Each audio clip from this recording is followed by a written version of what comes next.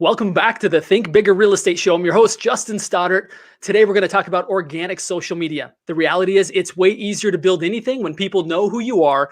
And today, I have the guest that you're going to want to get to know and follow because he knows all about organic social media reach, the things that you should be doing and the things that don't actually matter. Before I introduce him, let me remind you that inside of the Think Bigger Real Estate group on Facebook, we go deeper on these topics. Our intent is not just to entertain, but to really help move and transform you. And that's why we have the group to help you really go deep on these topics. If you're not yet a member, be sure and join. Today's guest, Jeff Fitzer. Jeff, such a pleasure to have you here, my friend.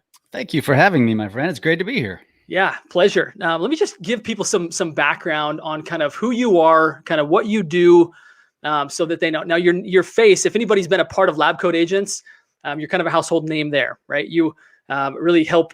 You're kind of the foremost podcast interviewer. You're all over, that forum, really helping people to really become experts in the real estate space. For those that don't know, he's actually the mortgage leader of a 500 million plus mortgage team. Wow. He's BombBomb's top 30 video influencers, Lab Coat Agents, and Drunk on Social podcast host, co-founder of the Business Video School, Real Estate Mastery Pros, and Social Coach app. I don't know of anybody more qualified to talk on this topic. Jeff Fitzer, again, pleasure to have you here. Jeff, when did you have the aha of like, this social media thing isn't just for kids?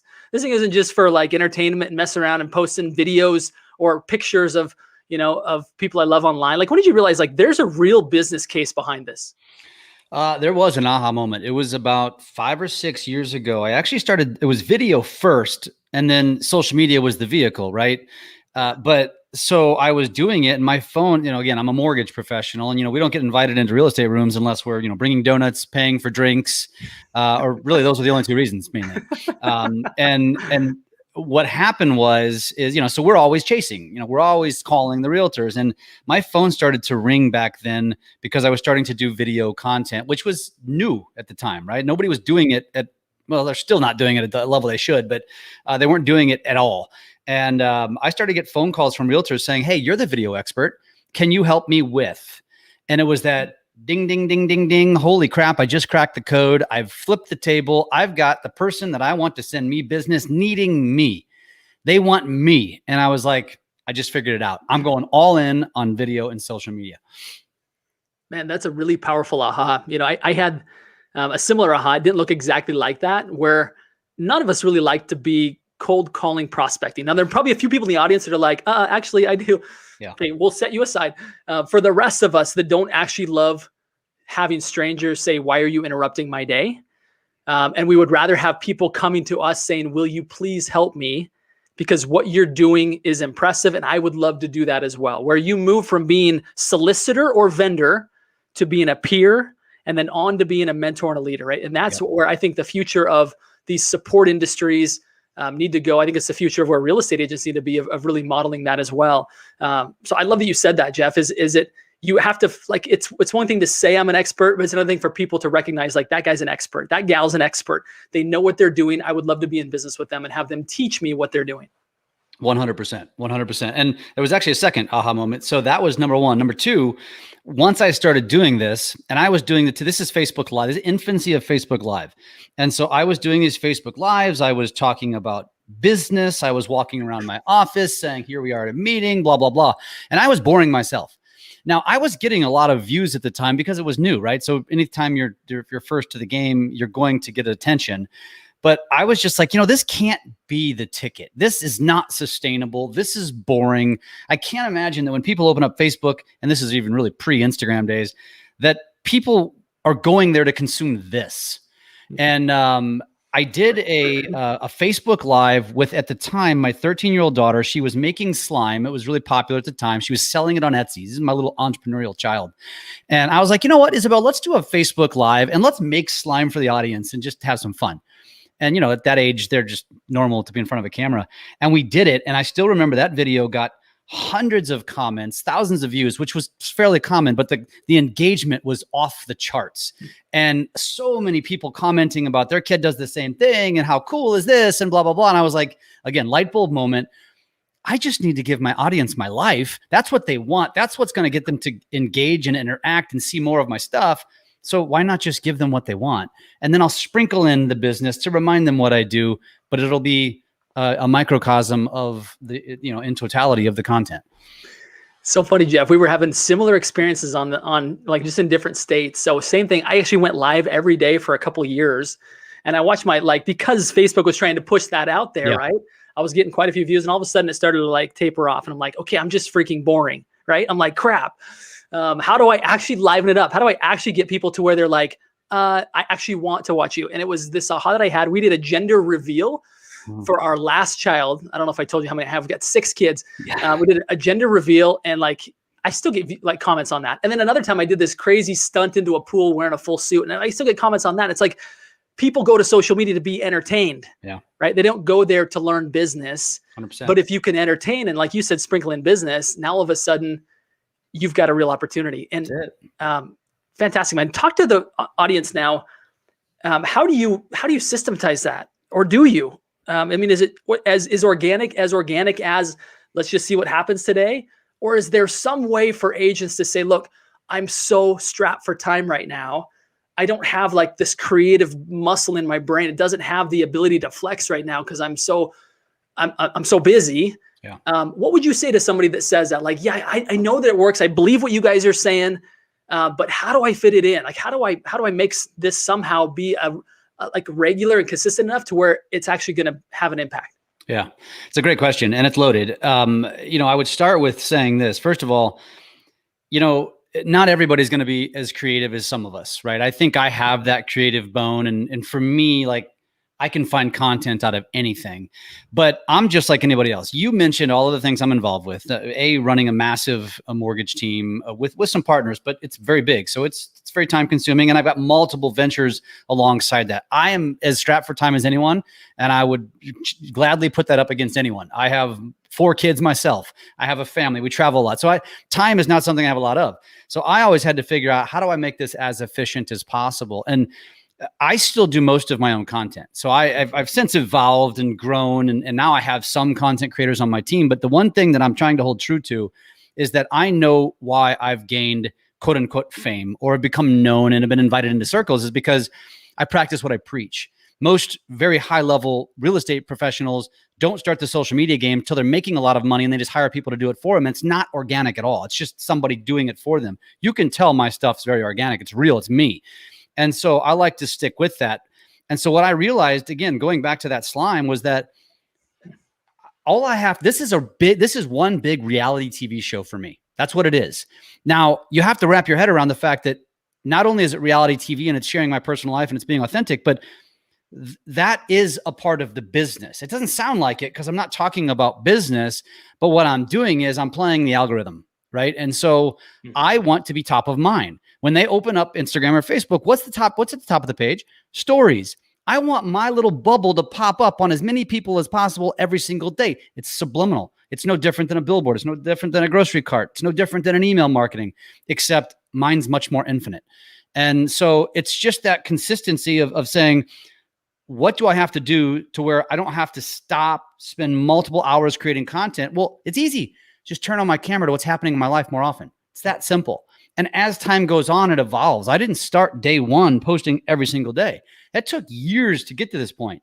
Well, you crawl before you walk. If you want to do 5 to 7 stories a day like me, start with 1. Just start with 1 a day. Make it habitual, right?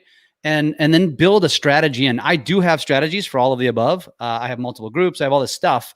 And, you build to it, and you can't get overwhelmed. I think one of the biggest problems, Justin, is just like with video, we go to a conference, we listen to a guy like a good friend of mine, Brad McCallum. He is one of the sexiest video creators. And I'm not saying he's sexy, although he has really nice hair. He creates amazing video. And that's what you go see. And that's what you compare yourself to. You immediately become intimidated and you do nothing. And it's no different than content creation. Is you go follow me and you're like, damn, this guy's overwhelming. It's every single day. There's tons of stuff. I can't keep up with this. Forget it. I'll just quit. Well, just understand that we all start, we all crawled before we walk. Gary V inched his way up over the years to become what he has today. Now a team of over 30, social media people on just the social media team. And so, just know that, and know that you're not going to be Gary V or Jeff Fitzer overnight, but work towards it. Just document your life more often and then sprinkle in the business. Man, I think there's such wisdom in what you said there, Jeff, because again, we look at everyone else's highlight reel compared to our like behind the scenes crap.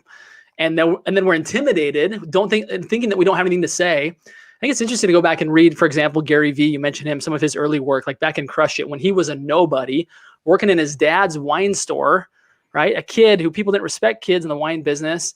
And it's like, you look at what, like the work that he put in and the effort that he put in, and not so much that, we're not saying you need to work through the night like Gary Vee did, but just realize that he started putting it out there before he was the Gary Vee that we know today, right? Yeah. He was the punk, like Gary Vaynerchuk that had awful language, right? That's, hasn't changed, but like he didn't become that by starting off fantastic. He built a massive brand that now he can sell everything, including cryptocurrency, because he was willing to be out there before he was good, as opposed to I'm going to wait till I'm good and be out there, because that never works, right? Nope. That's a backwards. Nope. Yep. You will not become good without practicing, without doing it, without just putting yourself out there. And that's what makes authentic content the best practice field, especially for video, because you don't have to be perfect. In fact, really, actually, it's now since evolved in the sense you don't want to be perfect. I mean, I will script out a lot of my videos and put them in a teleprompter and intentionally build in mistakes. I will intentionally drop something to force myself to say, because if I'm too clean, if I'm too crisp, I don't relate to everyone. They want to see real. So that's okay. There's nothing wrong with that. And being that authentic. That's why Gary Vee is so, it attracts so much of an audience, honestly, is the cussing, because a lot of people just turn it off because of that, which is fine. Gary doesn't care, but he knows that he's going to attract the raving fans because of that real authenticity. And that's what you want to have. That's what you want to be. And the one thing that you haven't asked me yet, but I'm probably coming and I'll jump to it is, okay, Jeff, I get it. Or Justin, I get it. I need to be doing this, but listen, I followed Jeff for a little while. Like, he's interesting. Not really. I mean, yes, I have a pretty cool life. I've made that life based a lot because of this, but at the same token, it didn't start that way. I've gone through struggles. I've been broke as a joke, right? I'm not the most exciting person in the world, but we're all different humans behind closed doors. Don't be afraid to put it out there. Or I've had people say to me, Jeff, I'm boring. I don't do things like you. I'm not into fitness or diet. That's not, all I do is sit around and watch Netflix on my free time. And I'm like, bingo, there's your content. Like, how many other people sit and watch Netflix? You should be doing reviews. You should be talking about the shows you're watching. You should be talking about what you're binge watching. People eat that crap up. There's nothing that you can do. I've got an LO who grows tomatoes as a hobby. I'm like, bingo, Amanda. Like, you know how many people out there will relate to that and love that kind of content? Sure, not everybody, but you're going to have several hundred raving fans who love your tomato content, will like you as a result of it, and want to do business with you. And that's just how it works. For anybody that's listening live right now, I know we have a kind of small audience listening live. The rest will catch it afterward. Whether you're listening live or after the fact, I want you to answer the question that I'm going to ask you right now. What is the thing that you love to do, that you spend your time doing when you're not doing business? Is it growing tomatoes? Is it watching Netflix? Is it exercise? Is it, you fill in the blank? And then how do you just start simply documenting that? You're right, Jeff. Everybody wants to hang out with people that have their similar interests. And you'll never get there by trying to please everybody and being so vanilla, right? To please everybody, because, well, these people might not like tomatoes. Well, guess what? You probably wouldn't like to be in a room of people and serve clients that could care less about homegrown tomatoes.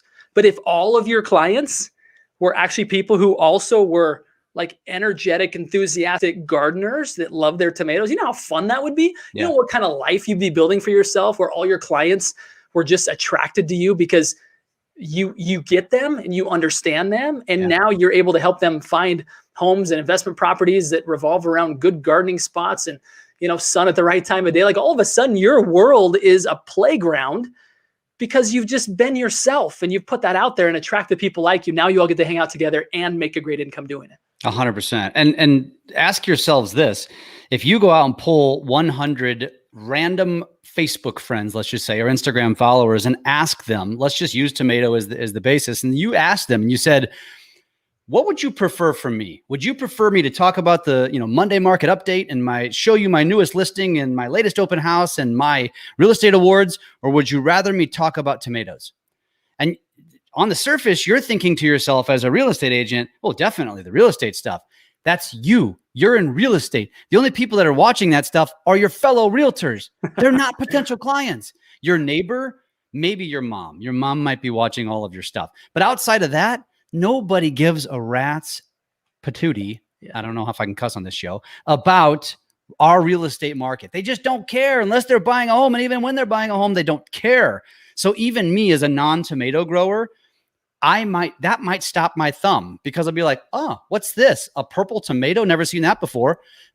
It's just things like that, right? But if I'm scrolling and I see, oh, another open house post, oh, another listing, oh, another Monday market, I don't care. And I'm in the business, right? Yeah. I'm not. It's not why you go to social media. It's not business media. It's social media. There's a reason for that. What's the ratio, Jeff, that you recommend? You talked about sprinkling in business kind of on top of all of this, because if you're truly authentic with yourself, you'll realize that part of your day is business. It's not all growing tomatoes unless you're, a professional gardener. What ratio would you say if you're a real estate agent and you love tomatoes, and that's your thing, and you talk about tomatoes all the time? Is it 25% roughly? I'd say 20. No, 80-20. I'd say go ahead and go with 80-20. I like it. There's a lot of power behind that ratio. Yeah, there's no scientific data to back this up. It's just a general thought process. It's a simple number. But the point is if you go back and do an audit of your own posting, your own content, just go take the last 5, right? 80-20. And how many out of 5 were authentic personal versus business? And if you're finding that 4 out of 5 were business, and you also go through and look at those posts, they're probably relative graveyards. They get a couple likes, they get a couple comments, maybe. But then you go post it about, what you did over the weekend. Bam, you got, 50 likes and 15 comments. Yeah. It's just the facts. It's just reality. Just go look. Anybody can do this. Yeah. That's fantastic. I just got back from a family vacation. We documented a lot of fun stuff. It was interesting how engaged my audience was, right? I mean, I don't have this all figured out, right? First to say that Jeff doesn't either, but he's further down the path than all of us. He's somebody that we all need to follow. Jeff, great stuff. What's before I move to our signature question? Yeah. What else are we missing? What questions should we be asking you? Is there anything else that you need people to hear that they're not getting right now, that they're not doing right, that they're missing the big opportunity? Well, so here's the thing: this is not one size fits all. There's not an exact playbook. In fact, if you even asked Mark Zuckerberg, he couldn't even tell you exactly what the algorithm's looking for because it's all run by computers. But the reality is understanding what this is. And so many people look at a Facebook as a nuisance, right? Political drama, blah, blah, blah. Look in the mirror. If that's what's showing up on your feed, it's because you're engaging it and the computers, the algorithms are saying that's what Justin likes. Therefore, I'm going to show him more of it. If you're seeing that stuff, you left Facebook because of that, get back to Facebook. There's a lot of opportunity there. Just you control the narrative. Same thing on Instagram, same thing on TikTok, same thing on LinkedIn, same everywhere, right? They're all run by algorithms. And so at the end of the day, use the platforms for what they are. So for me, it's business. I can 1,000,000%, my partner is the same, will attribute our success to video and social media, period.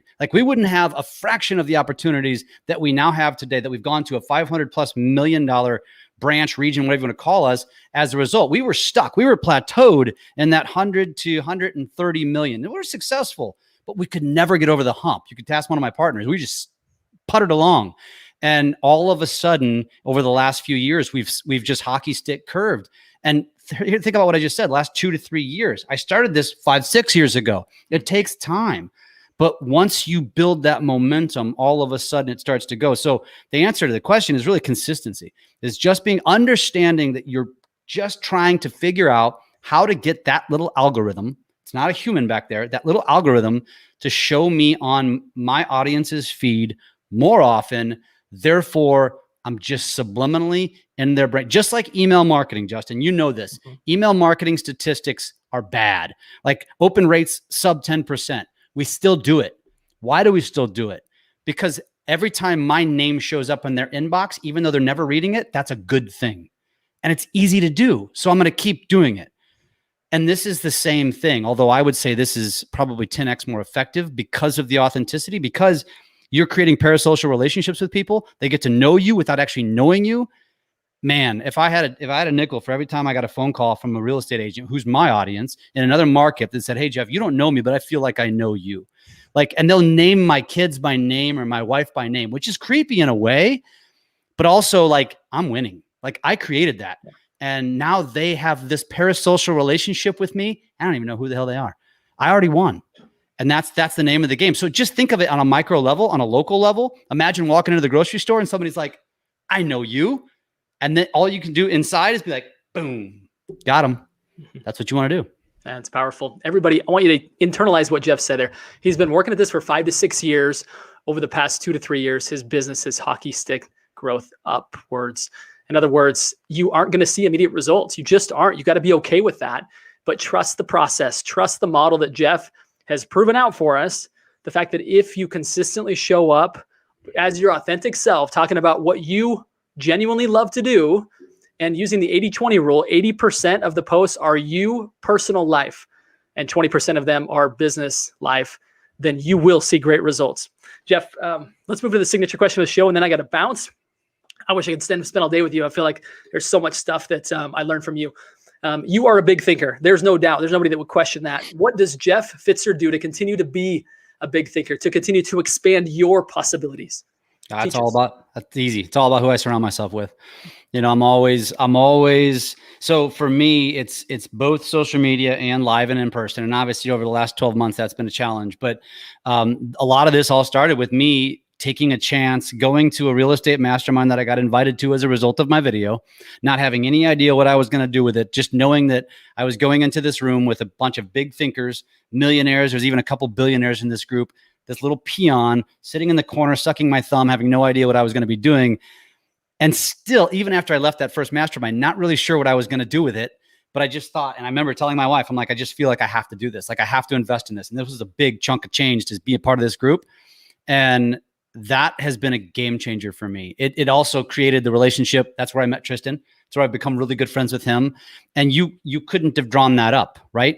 That doesn't happen unless you put yourself in a position to be around bigger thinkers. And Sam Karamian is the one who told me this. And when he invited me to this first mastermind, he said, Jeff, I can't tell you what you're going to gain from this, but I can tell you from my experience being a part of a mastermind similar to this, it has absolutely changed my life. And he was right. And you cannot pinpoint anything. All you can do is surround yourself with bigger thinkers, successful people. And here's the key, figure out a way to bring them value. Like it wasn't me just going to Tristan saying, hey man, got a second? Can I pick your brain? This happened by accident, by the way. But what happened was, selfishly, I was like, you lab code agent. I didn't even know what lab code agents was when I met Tristan. And I said, man, once I learned about it, I was like, would you ever think about doing an event in my market? So again, selfishly, I'm bringing an event to my market. I'm going to look good to my realtors. And it turned out he was like, dude, I've been wanting to do this. Several people have offered. Nobody's followed through. If you're willing to follow through, we're in. We'll come there. We won't charge you anything. And I did it. We blew the doors off. It was a packed house. He was so impressed. He said, how do I get you to keep working with me? And the rest is history. But see, that was it. I didn't mean to. Now I know exactly what you should do. Find these successful people, figure out a way to bring them value. They won't let you get away. They'll pull you in. And then all of a sudden it changes your life. So funny. You didn't mean to do this, but that's exactly the template of the upstream model with real estate agents. So fun. There's patterns everywhere, right? And they show up in all kinds of different places. And so powerful, so fun to see what you've done, Jeff. I know this is just the beginning for you of what you're going to continue to do and accomplish, and the way you're going to impact not just all of us, but even a much, much bigger audience. Thank you for being so generous with your time today. It's such a pleasure. I look forward to staying in collaboration with you. And please let us know what we can do here. And in the meantime, everybody listening here today, my final request are these 3 simple words. You know what they are. They are go think bigger. Appreciate it, Jeff. Thanks for helping us do that today.